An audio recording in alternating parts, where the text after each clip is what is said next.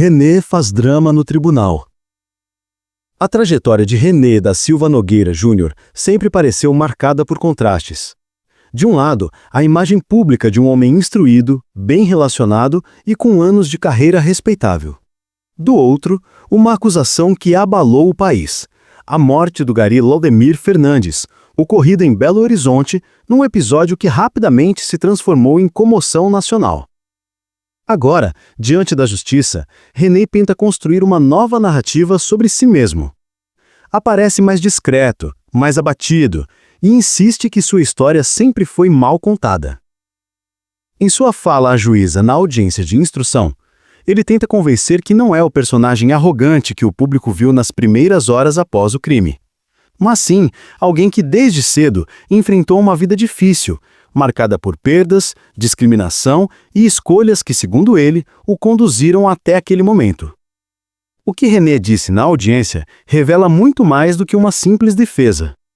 Mostra a estratégia que pode definir se ele será ou não levado ao tribunal do júri. E, acima de tudo, deixa uma pergunta inquietante no ar. Seria essa nova postura uma tentativa de se colocar como vítima ou um esforço genuíno de contar a própria verdade? Desenvolvimento. A infância e a tentativa de humanização. Ao iniciar seu depoimento, René opta por voltar no tempo. Ele relata sua origem em Nova Iguaçu, no Rio de Janeiro, destacando que cresceu numa família simples e que, apesar disso, teve uma infância feliz até que tudo mudou aos 10 anos de idade.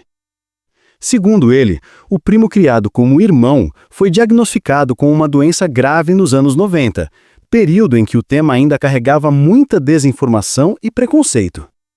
Ele lembra do medo, da confusão, da vergonha que sofria na escola e da forma como a comunidade reagia.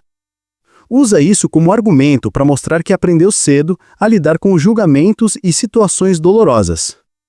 René também destaca a luta dos pais adotivos durante o tratamento do filho. Conta que a oficina mecânica da família teve que ser vendida para custear remédios importados, e que isso provocou um declínio financeiro significativo.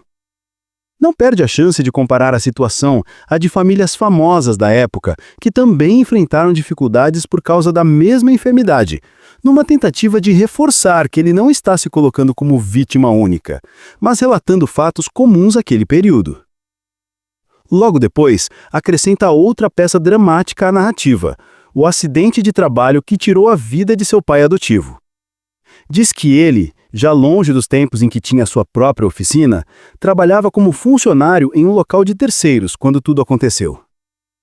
René, ao mencionar isso, demonstra estar construindo um mosaico de perdas e dificuldades direcionado claramente à sensibilidade da juíza. A imagem pública e a tentativa de reconstrução. René critica abertamente a forma como foi retratado pela imprensa desde o início do caso. Afirma que sua vida foi julgada antes mesmo de ter a oportunidade de se explicar, e reportagens insinuaram que seus diplomas eram falsos, inclusive o curso realizado em Harvard. Ele garante que toda a documentação está anexada ao processo e reforça cada uma das formações que, segundo ele, concluiu ao longo dos anos. A maneira como fala das instituições e dos certificados parece calculada. Sua intenção é mostrar que é um homem instruído, responsável e que teria muito a perder se fosse o tipo de pessoa agressiva e irresponsável descrita nos noticiários. Esse discurso também serve para reforçar outra narrativa: a de que ele sempre viveu dentro da lei, que nunca se envolveu em problemas e que seu comportamento no dia do crime não seria compatível com quem ele afirma ser. Mas o trecho mais evidente da estratégia de René surge quando ele revela que, segundo sua versão, só confessou o disparo porque teria sido pressionado por um policial. Ele afirma que o agente lhe disse que a arma usada no crime era da sua esposa, delegada Ana Paula, e que se ele não admitisse o ocorrido, a carreira dela seria prejudicada. Essa alegação, no entanto, levanta questionamentos. Por que alguém confessaria algo tão grave apenas por medo de uma suposição, se soubesse que era inocente? E por que aceitar carregar um crime se realmente acreditasse que a polícia estava blefando? O raciocínio se torna ainda mais frágil se considerado que René tinha ciência de que estava com a arma no momento do incidente. A ideia de que outra pessoa, desconhecida e invisível nas imagens do local, teria pegado a arma para cometer o ato por ele, soa improvável diante das evidências. Mesmo assim, ele insiste que sua confissão não foi espontânea, mas resultado de pressão emocional num momento de tensão. O silêncio sobre o dia do crime. Durante toda a audiência, René evita relatar detalhes do momento em que Laudemir Fernandes foi atingido. Não explica o que teria acontecido no trânsito, nem tenta reconstruir a sequência exata dos fatos. Em vez disso, mergulha por longos minutos em histórias pessoais, perdas antigas e momentos difíceis do passado. Esse movimento soa estratégico. Ao não falar do dia do crime, ele evita contradições diretas com testemunhas e com as provas técnicas. Ao mesmo tempo, cria uma atmosfera de empatia, para que no futuro, parte do júri possa vê-lo como alguém que sempre lutou, e não como o homem que aparece nas imagens atirando durante uma discussão. A juíza, por sua vez, não interrompe. Esse não era o momento do confronto. A fase de instrução serve para ouvir, reunir informações, entender como cada lado pretende conduzir a narrativa. As perguntas diretas sobre o crime ainda virão, e, segundo o andamento do caso, devem acontecer apenas no tribunal do júri. As testemunhas e o peso da palavra de quem estava lá.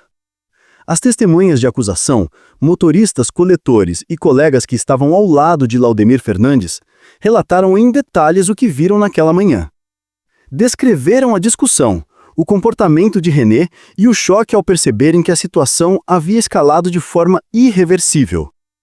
Falaram do medo, sobre a sensação de humilhação e sobre a lembrança que carregam até hoje do colega caído no asfalto enquanto tentavam prestar socorro. Esses depoimentos reforçam o contexto emocional e prático do caso e servem como parte crucial da base para um julgamento no tribunal do júri. A fala de René na audiência revela um homem tentando ressignificar sua própria imagem. Ao destacar uma infância difícil, o sofrimento ao lado da família e as perdas que enfrentou, ele tenta mostrar que não é o vilão retratado nas reportagens. Ao afirmar que foi pressionado a confessar, tenta colocar em dúvida a veracidade de sua admissão inicial. E ao evitar comentar o dia do crime, tenta manter sob controle as partes mais comprometedoras da história. Mas a justiça não se baseia apenas em discursos emocionais.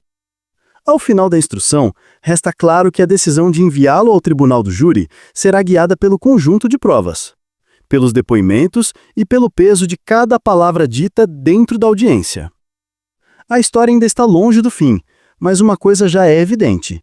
Independentemente da narrativa escolhida, o desfecho dependerá não do que René diz ser, mas do que a justiça entender como verdade. Se este caso tocou você, deixe sua reflexão nos comentários. Para não perder nenhuma de nossas narrativas, inscreva-se no canal e ative as notificações.